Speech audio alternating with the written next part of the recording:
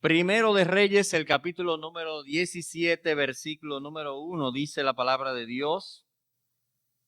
Entonces Elías Tisbita, que era de los moradores de Galaad, dijo a Acab: vive Jehová, Dios de Israel, en cuya presencia estoy, que no habrá lluvia ni rocío en estos años, sino por mi palabra. Y vino a él palabra de Jehová diciendo: apártate de aquí y vuélvete al oriente, y escóndete en el arroyo de Querit, que está frente al Jordán. Beberás del arroyo, y yo he mandado a los cuervos que te den allí de comer. Y él fue e hizo conforme a la palabra de Jehová, pues se fue y vivió junto al arroyo de Querit, que está al frente del Jordán. Y los cuervos le traían pan y carne por la mañana, y pan y carne por la tarde, y bebía del arroyo. Pasado algunos días, se secó el arroyo, porque no había llovido sobre la tierra. Que Dios añada bendición a nuestros corazones con su palabra. Señor, gracias por tu misericordia que nos das una oportunidad más para abrir tu palabra. Señor, tú eres quien vuelve nuestros corazones a ti. Haz evidente, Señor, tu presencia en el lugar en que tú has decidido para morar en este tiempo, tu iglesia, tu pueblo. Que tu llama, oh Señor, descienda sobre nosotros para hacer eficaz tu palabra y para hacer, Señor, eficaz nuestra respuesta en esta noche. Gracias por tu misericordia, oh Padre. Que Jesucristo sea exaltado en medio nuestro, es nuestro deseo. Tu verdad conocida. Por Cristo, nosotros lo pedimos y por Él te damos gracias. Amén y amén. Cuando llegamos, hermanos, a la creencia de que los dioses que nosotros mismos nos hemos creado son los que están vivos y que el Dios verdadero, el Dios de la Biblia, ha muerto, hemos llegado al momento o a uno de los momentos más oscuros dentro de lo que es el deterioro de la vida espiritual y moral de una sociedad. Pero como dice las Sagradas Escrituras, no hay nada nuevo debajo del sol. La triste condición espiritual en que se encuentra sumergida nuestra sociedad en nuestros días es el mismo despeñadero que siguieron otras generaciones que llegaron luego a la destrucción. Lo que muchos proclaman hoy día como progreso no es más que la manifestación de la ira de Dios entregando a nuestra generación a la estupidez. ¿Qué es lo que corresponde o es el castigo que corresponde a nuestro extravío? Las nubes que se muestran en el horizonte de nuestra sociedad son muy oscuras, muy oscuras. La tormenta ya deja ver las ráfagas de los valores anticristianos, de los valores antibiblia, de los valores antidios sobre los cuales se quiere fundamentar la nueva moral, la nueva ética, las nuevas políticas. Nuestros días, hermanos, son días en los que los creyentes serán presionados para que dejen de creer y para que los no creyentes no crean. Esos son los días en los que nosotros estamos ya casi viviendo de manera plena. Para los peores días, Dios guarda a los mejores hombres y a las mejores mujeres. Mientras más densas son las tinieblas, más se verá la luz de los que brillan. El profeta Elías, que es el héroe de nuestro nuevo ciclo, en nuestro estudio del Antiguo Testamento, es el héroe de nuestro nuevo ciclo de consideraciones. Fue lo mejor de Dios para enfrentar lo peor de la sociedad de su tiempo. Lo peor de su generación, Dios lo enfrentó formando al profeta Elías. Elías predicó su mensaje en días del rey Acab.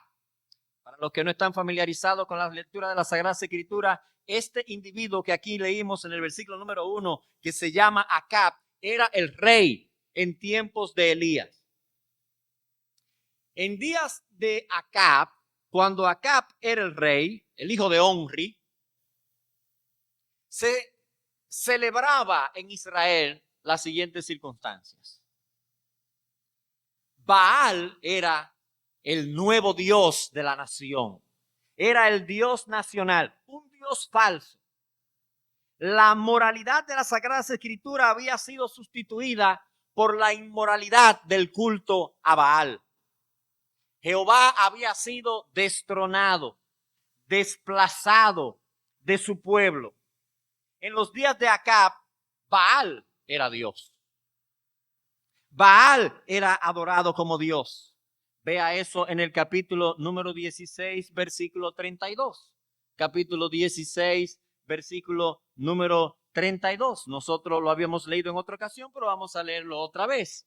Primero de Reyes, el capítulo 16, versículo 32 dice, esto es Acab, e hizo altar a Baal en el templo de Baal que él edificó en Samaria. En los días de Acab, la inmoralidad y la falsedad, la adoración falsa había sido establecida por el mismo Estado, por el gobierno, por el rey, por el mismo rey. Acab, dirigido por su malévola esposa, llamada Jezabel, que llega a ser en las Sagradas Escrituras un ejemplo de rebelión a Dios. Cada vez que la Sagrada Escritura mencione a Jezabel, va a ser mencionada como un ejemplo de desafío pleno y directo a Dios. Acab se casó con esta mujer, lo dice en el versículo número 30 y 31, más arriba, donde dice ahí la Sagrada Escritura que porque le fue cosa ligera andar en los pecados de Jeroboam, hijo de Nabat, y tomó por mujer a Jezabel, una extranjera, hija de Ed-Baal, rey de los Sidonios, y fue y sirvió a Baal y lo adoró.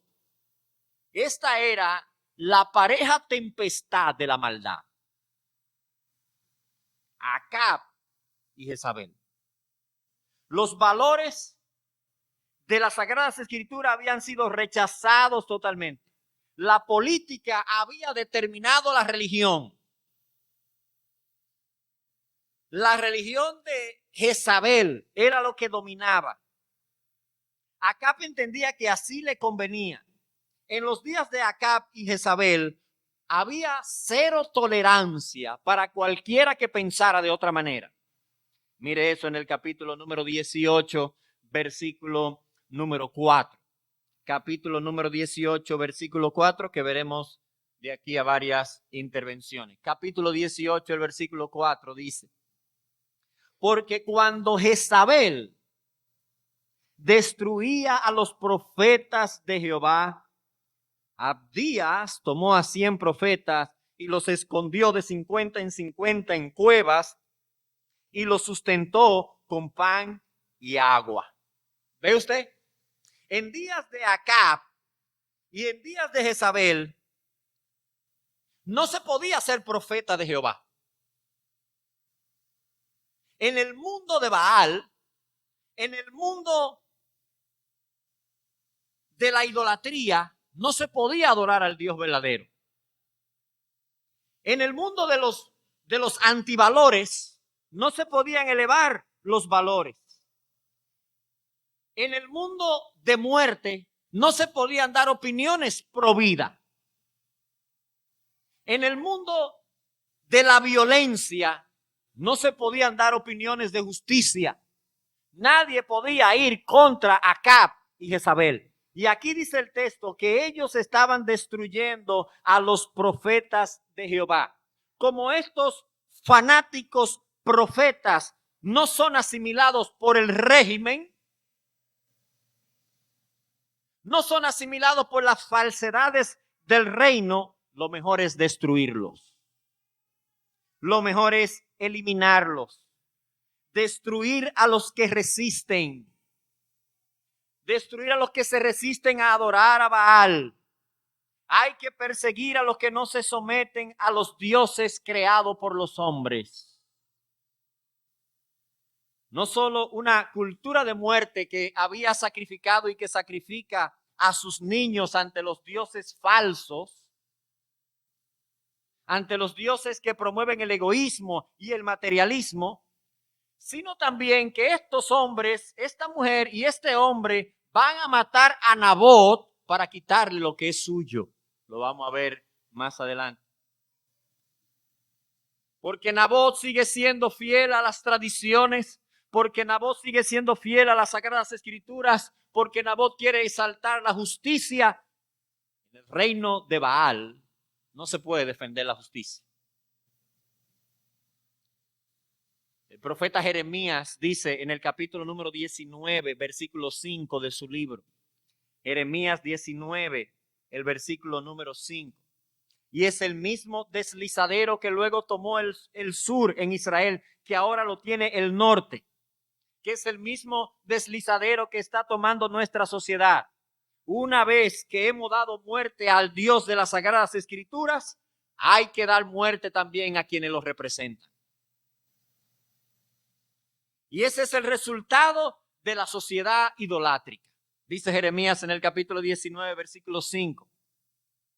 Y edificaron lugares altos a Baal, para quemar con fuego a sus hijos en holocausto al mismo Baal.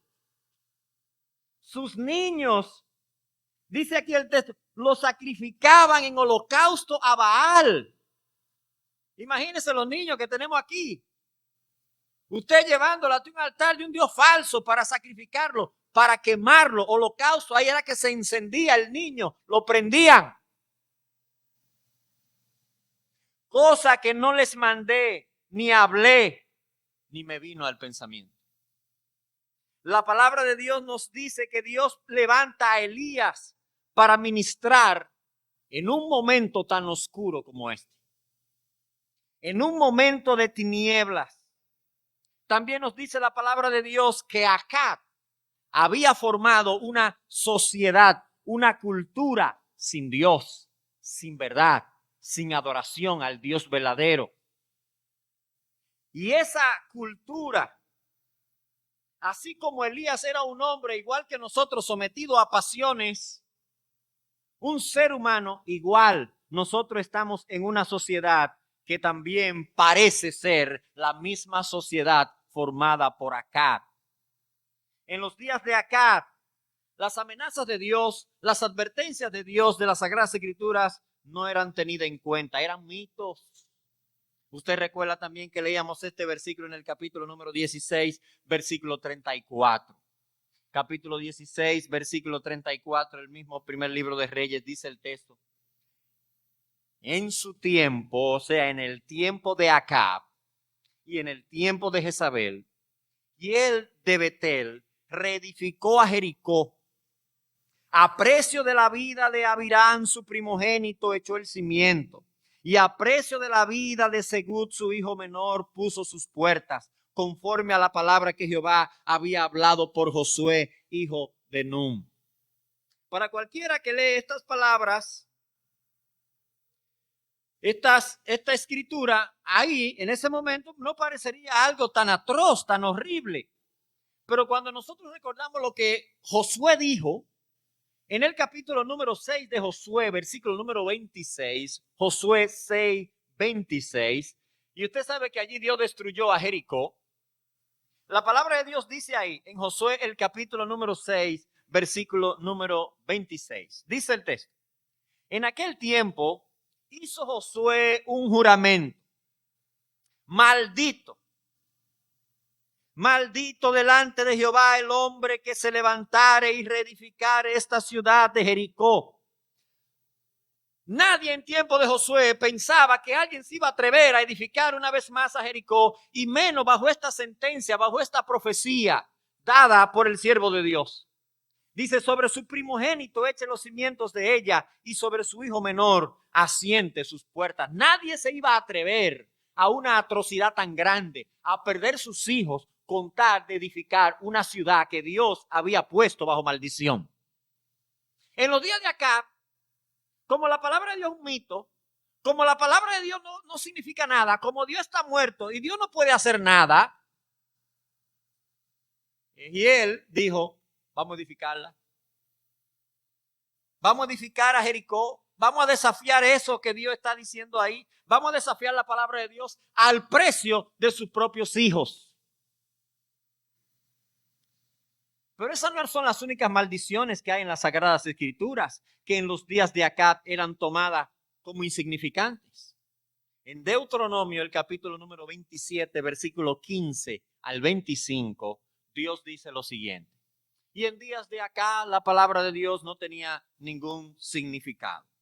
Dios dice en el capítulo número 27, versículo 15 del Deuteronomio: maldito el hombre que hiciere escultura o imagen de fundición, abominación a Jehová, obra de mano de artífice, y le pusiere en oculto. Y todo el pueblo responderá y dirá: amén. Acá tenía los ídolos de Baal, tenía las imágenes de acera, tenía los dos becerros, uno en Betel y uno en Dan, que habían hecho sus antecesores.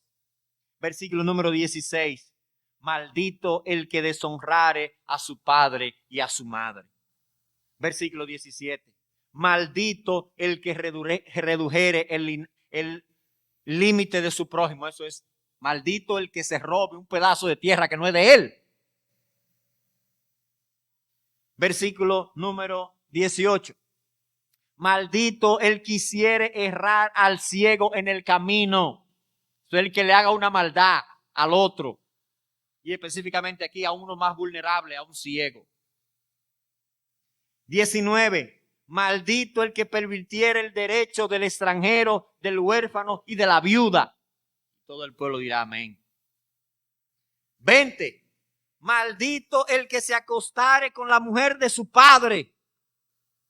21: maldito el que se juntare con bestia. El que se acostare con una bestia, maldito. Hay países ahora en el que están legislando para que la gente se pueda casar con animales. Debe ser la sociedad de acá. Maldito, dice Dios. Versículo número 22. Maldito el que se acostare con su hermana. Y yo creo que el 23 debe de ser 2 veces, hermano. Maldito el que se acostare con su suegra.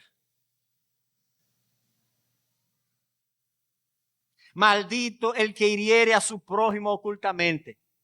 Maldito el que recibiere soborno para quitar la vida del inocente. Maldito el que no confirmare la palabra de esta ley para hacerla, y todo el pueblo dirá amén. En los días de acá, esto eran mitos. Dios no puede hacer nada. Esas maldiciones que están ahí no tienen ningún significado. Jericó puede ser edificada, pero no solamente en rechazo de lo que Dios había dicho, en rechazo de toda la ética de Dios, de toda la moral de Dios. Aquí manda Baal. Acab había formado una sociedad y una cultura en la que las maldiciones de Dios eran mitos. Acab hizo que la maldad fuera la norma. Y en consecuencia, hermanos, el norte estaba bajo la maldición de Dios. El reino del norte en Israel estaba bajo la maldición de Dios. ¿Qué de nosotros hoy en día? Aunque parezca, hermanos, exagerado quizás para algunos, nosotros nos estamos deslizando hacia el mismo tipo de sociedad del tiempo de Acab. La maldad se está convirtiendo en la norma. La maldad se está convirtiendo en la regla. ¿Qué hacer? ¿Cómo vivir cuando la maldad es la norma? ¿Qué hacer en días tan oscuros? En días tan difíciles, cuando rechazar a Dios se convierte en el principio fundamental. Es aquí entonces donde Elías nos da un ejemplo, o Dios mismo nos da un ejemplo a través de Elías para que nosotros podamos seguir qué hacer en días tan oscuros y tan difíciles. Hay dos actitudes, dos principios que nos vamos a exaltar aquí, que nosotros debemos adoptar para vivir en estos días tan tenebrosos. En primer lugar, viva de una manera valiente, confiando que Dios es soberano y salvador. Viva de una manera valiente, confiando de que Dios es soberano sobre todas las cosas y que Dios es su único salvador. No hay ninguna fuerza aparte de Dios. No hay ninguna fuerza religiosa. No hay ninguna fuerza política. No hay ninguna fuerza económica. Dios y solo Dios es su soberano y su salvador. Más nada ni más nadie. Una cosa sí usted debe de saber. Una vez que usted decida vivir para Dios, se va a echar el mundo entero en contra. Su vida será contracorriente. Cuando la maldad es la norma, intentar vivir en la otra vía hace que usted no encaje, hace que usted no quepa. Veamos cómo fue vivir valientemente para Dios en los días tan oscuros de Acab y de Jezabel. El versículo número 1 comienza presentándonos esta introducción de Elías en el escenario de la narrativa bíblica. Dice el versículo número 1 del capítulo 17. Entonces Elías tisbita, que era de los moradores de Galaad, dijo a Acab: vive Jehová, Dios de Israel, en cuya presencia estoy, que no habrá lluvia ni rocío en estos años, sino por mi palabra. ¿Y qué es esto, señores? Damas y caballeros, ¿quién es este? ¿Y de dónde salió? Porque hasta ahora hemos llegado aquí, y cómo este hombre se atreve a venir delante del rey. ¿Qué interrupción es esta en la narrativa? ¿Qué está pasando aquí? ¿Qué atrevimiento es este? Mientras Acab y Jezabel probablemente y todos sus secuaces celebran el triunfo de su causa, mientras eligen el próximo vino que se van a tomar, mientras están en la capital de Samaria, en su casa de marfil, porque recuérdense que Jezabel era Sidonia y de allá venía mucha madera y mucho material y eran expertos construyendo. Así que segurito la casa de Acab estaba hecha con todos los adornos del mundo. Y mientras ellos estaban pensando también cuál es la próxima propiedad de la cual ellos se van a hacer dueños, mientras ellos están contando cuántos profetas hemos matado ya, cuántos hay presos y cuántos andan prófugos. Mientras ellos están en eso y celebrando, y cuando todo parece presagiar el éxito sin estorbo de su sociedad sin Dios, de su sociedad idolátrica, de su sociedad que forma cultura por medio de Hollywood y Netflix, no por la verdad, ni por la ciencia, ni por la aplicación de la justicia, sino por los caprichos de dos o tres para hacerlo común entre todos los jóvenes. Pero ahí, en ese pleno apogeo de las tinieblas, irrumpe un hombre con una vara, con un manto, mal peinado, medio rústico, no medio, completo, porque Juan el Bautista era la representación de él en el Nuevo Testamento. Y Juan predicaba en el desierto y estaba vestido con pelo de camello y comía miel silvestre y saltamonte. ¿Cuál es el protocolo con que se come un saltamonte? Cuchara, tenedor, la vajilla. ¿Cuál es? De hecho, el Señor dice, ustedes no lo vieron en lugares delicados, no era un hombre delicado, no era un hombre, era un hombre. Y ahí aparece el tisbita, Elías, sin fanfarria, sin anuncio, sin etiquetas. ¿De dónde qué? Le dicen el tisbita. ¿Y dónde queda Tisbe? ¿Qué sé yo? En algún lugar del Samán de Montellano. Tisbe. ¿Dónde está Tisbe? ¿Qué es eso?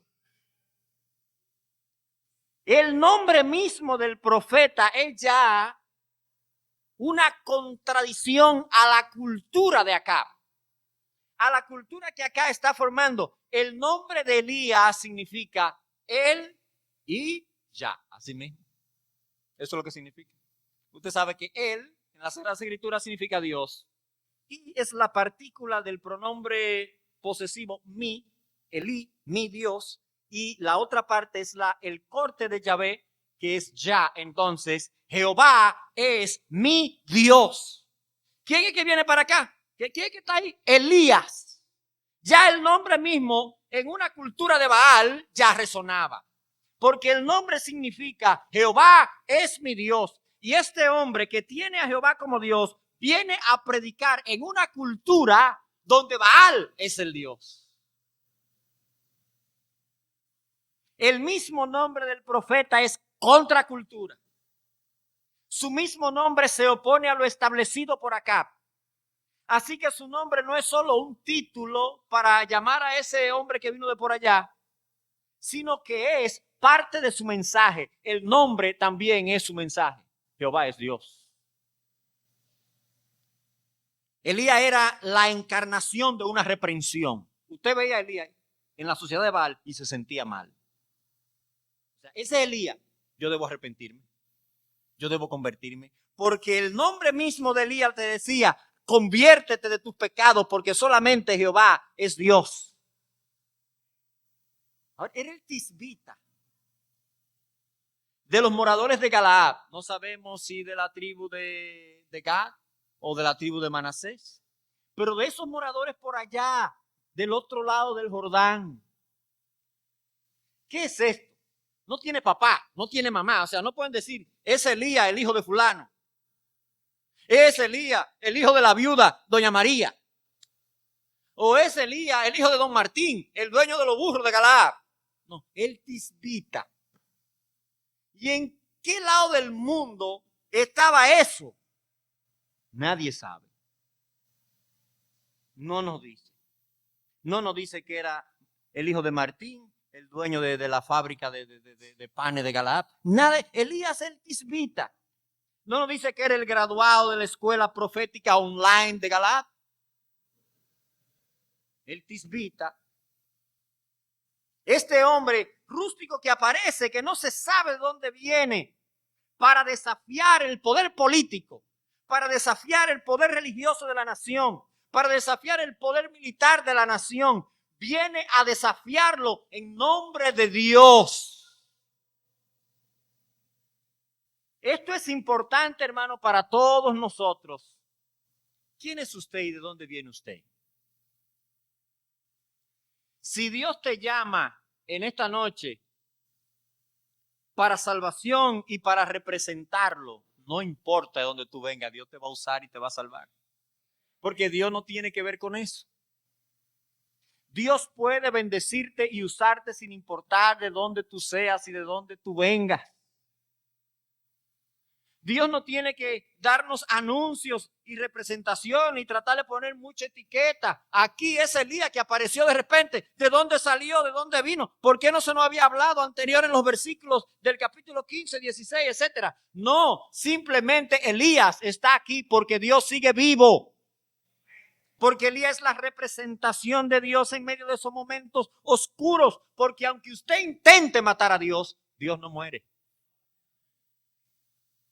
Dios no abandona su lugar en su reino.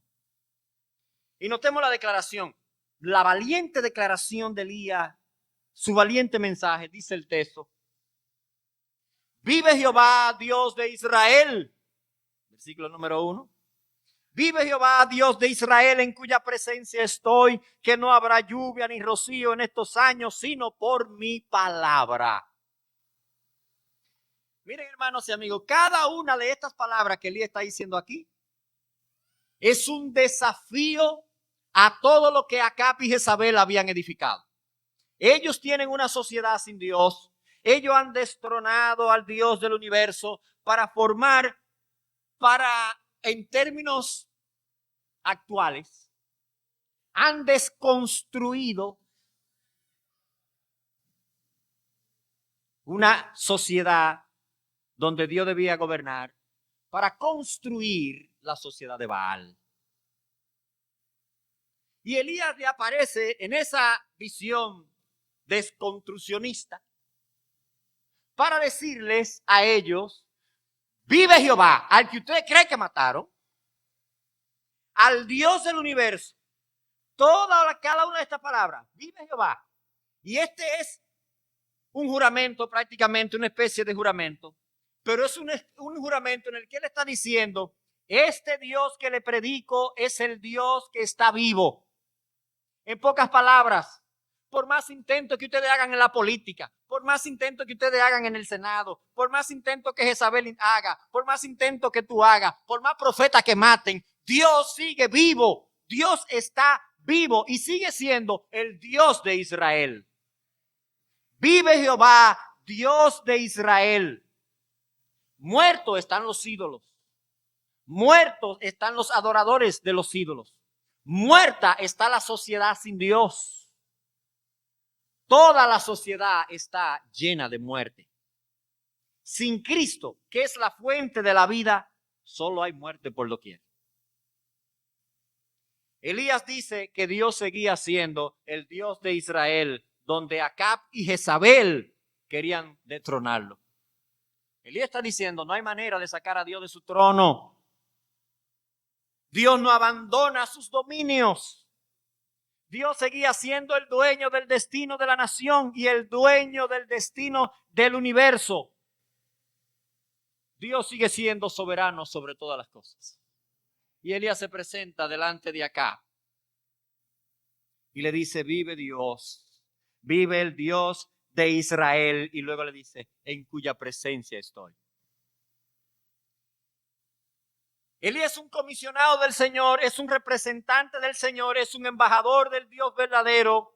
Él no está solo en eso, está delante del rey con la conciencia de que él primero está delante de Dios. Hermano, esto explica entonces la valentía del profeta en ese momento específico.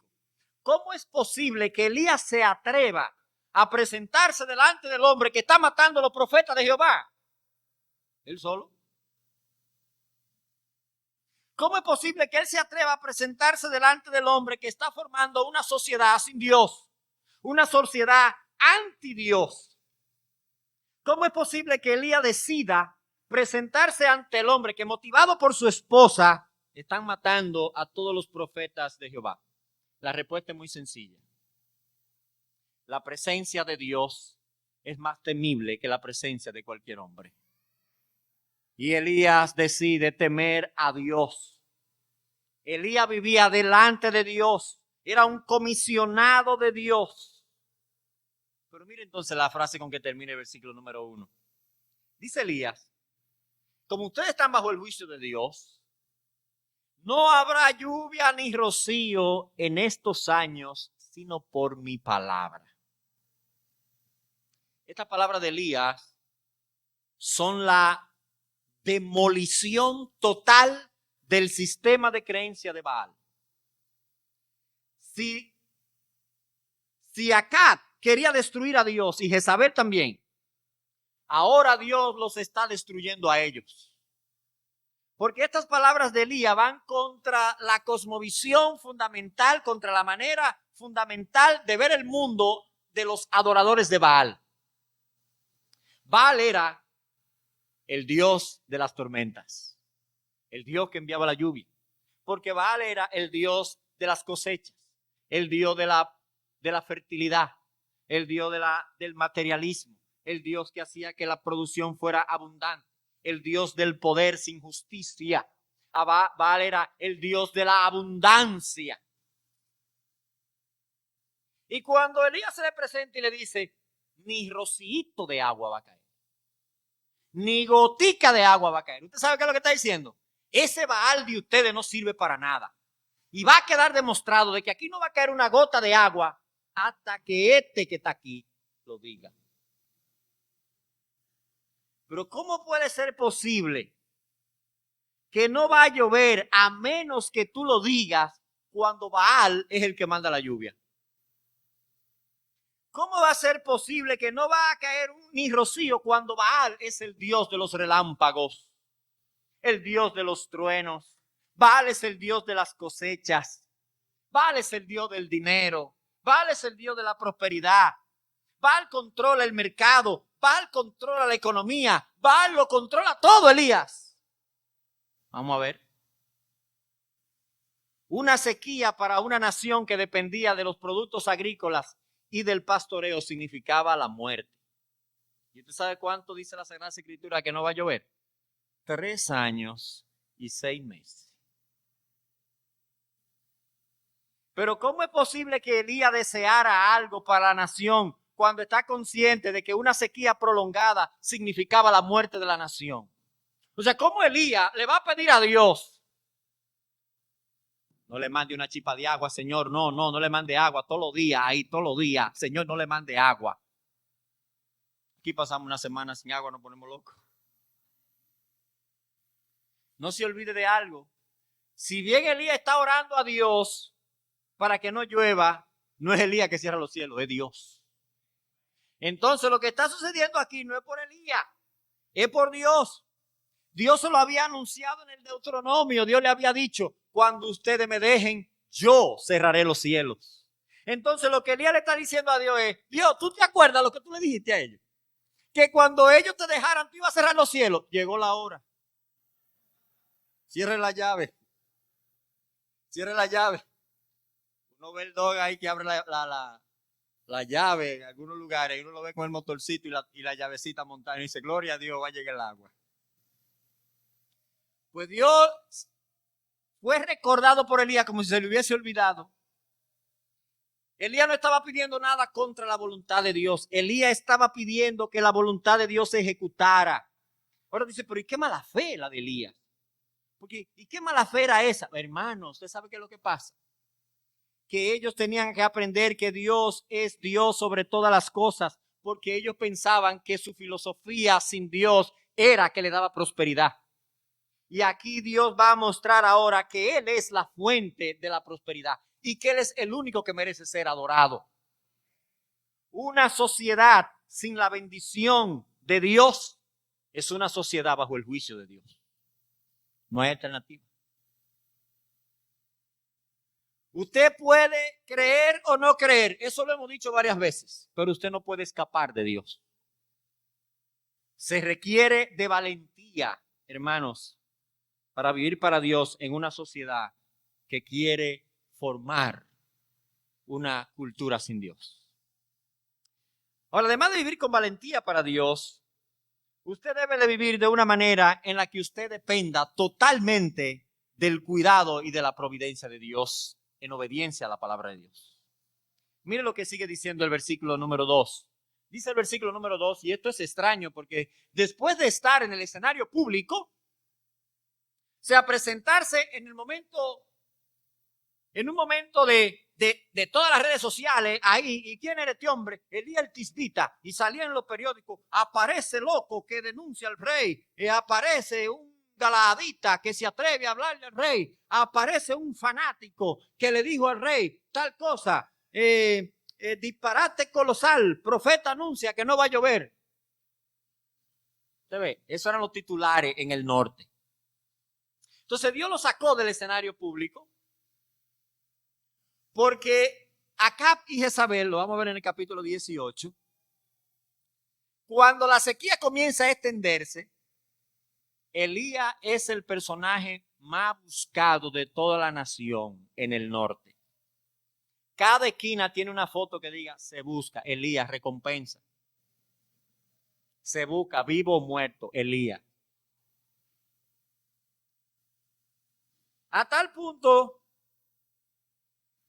que alguien le dice a Elías en el capítulo número 18,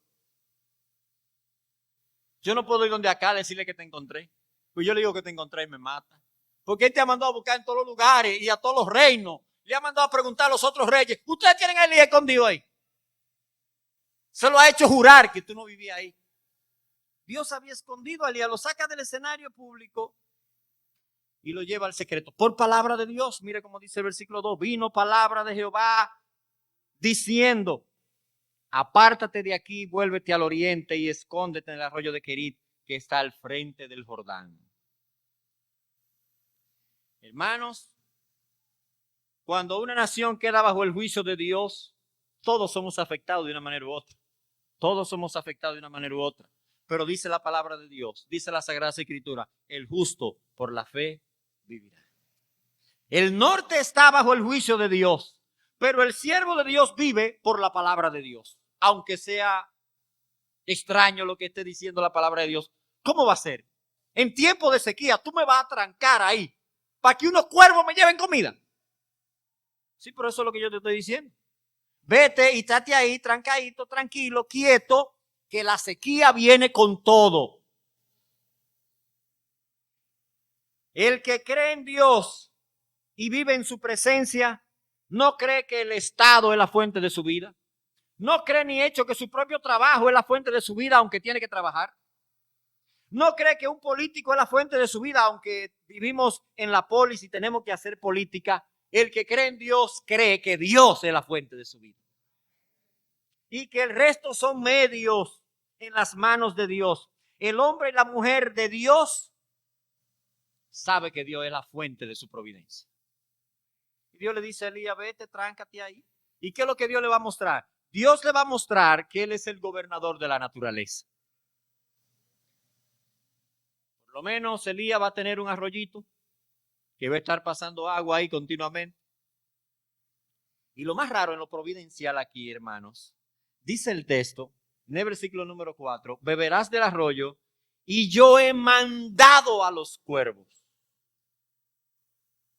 Yo he mandado a los cuervos que te den allí de comer. ¿Cuáles van a ser los cocineros? Y los cuervos eran tenidos como animales impuros en Israel, porque ¿qué come un cuervo? ¿Usted recuerda cuando Noé estaba en el arca y mandó un cuervo? ¿Volvió el cuervo? ¿Se quedó? ¿Por qué se quedó? Porque cualquier cosa que encontrara bollando por ahí se iba a poner ahí y vivía. Pero cuando mandó la paloma volvió. ¿Por qué? No encontró dónde asentarse. Pero el cuervo encontró todo el disparate que él encontró en el camino. Así es. Así hay hermanos que son cuervos y hay hermanos que son palomas. Usted lo manda para el mundo. Y todo hay desperdicio. Ahí está feliz. Pero si es paloma, vuelve. No encuentra dónde asentarse. Eso es un chin de espiritualización para que los muchachos no me maten ahorita. Pero Dios está mostrando aquí quién es el soberano sobre todas las cosas. Imagínense qué pan era que le iban a traer y qué carne le iban a traer. Hermano, carne que la gente sacaba y pan que la gente sacaba, el cuervo se lo robaba y se lo llevaba. Estos benditos cuervos, ¿qué es esto? Era para donde Elías que iban. Y dice el texto, y beberás del arroyo. Pan, agua y carne. No eran tres, hermano, eran dos comidas nada más. Porque iban en la mañana y luego iban en la tarde. Porque no era gourmet y tampoco era la carta. Usted ve, está dependiendo de Dios, pero no es a la carta. El cuervo, tráiganme una lasaña. No, es pan y un poquito de carne. Es así, Dios proveyendo para las necesidades de su siervo.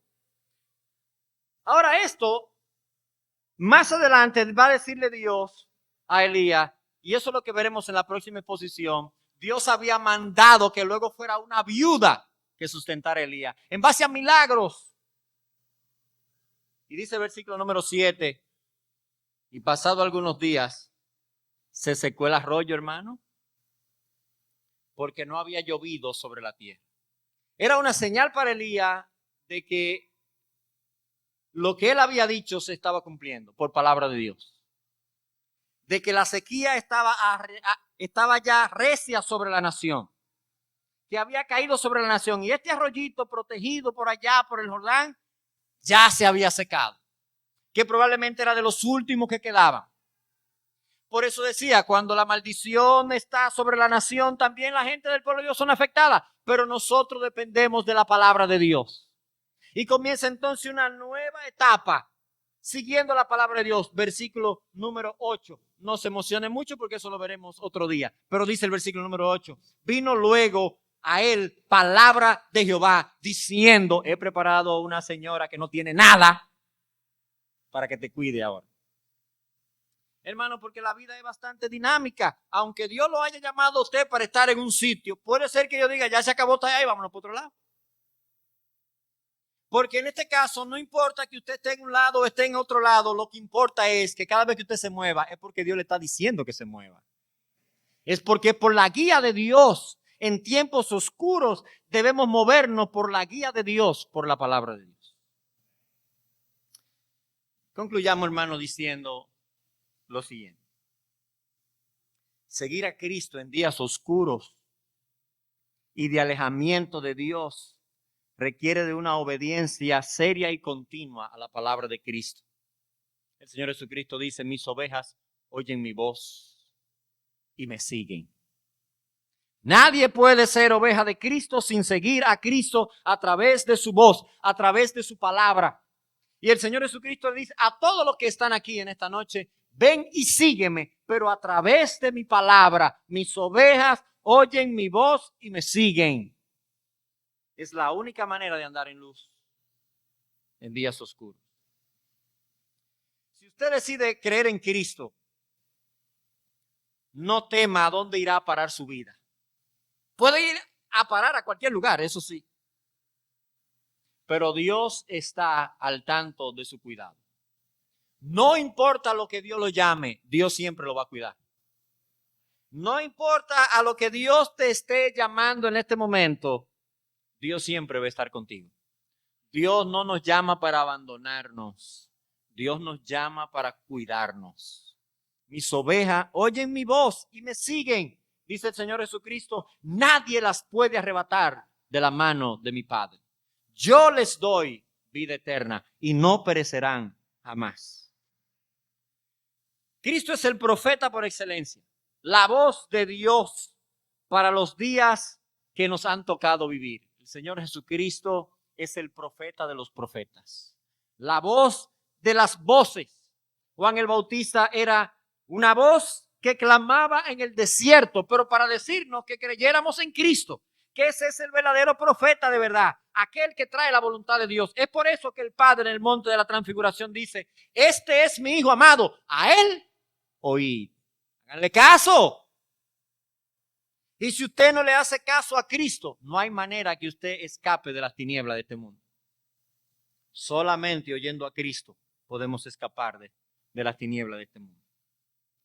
Y Elías, ¿quién era Elías? No dice Elías Corripio. Elías Jacín. Elías Abinader. Elías Tisbita. Pero si era Tibi o Tisbi, ¿de dónde era que venía? No sabemos, pero Dios no tiene que ver con eso. Cuando Dios llama a un hombre, cuando Dios llama a una mujer, lo capacita con el poder de su espíritu. Y eso esa es la clave. No es el poder en Elías. Elías entra como un rayo en la escena bíblica y se va como un rayo de la escena bíblica. Pero ¿cuál era la clave?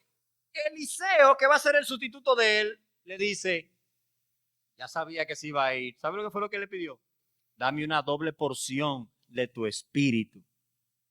Él sabía que la clave era el poder del Espíritu de Dios para servir a Dios y que sin eso no pasa nada en este mundo. Sin el poder de Dios no hay manera que las tinieblas retrocedan. Cuando Dios llama, Dios salva. Cuando Dios salva, Dios obra con su poder. Dios hace lo que Él quiere.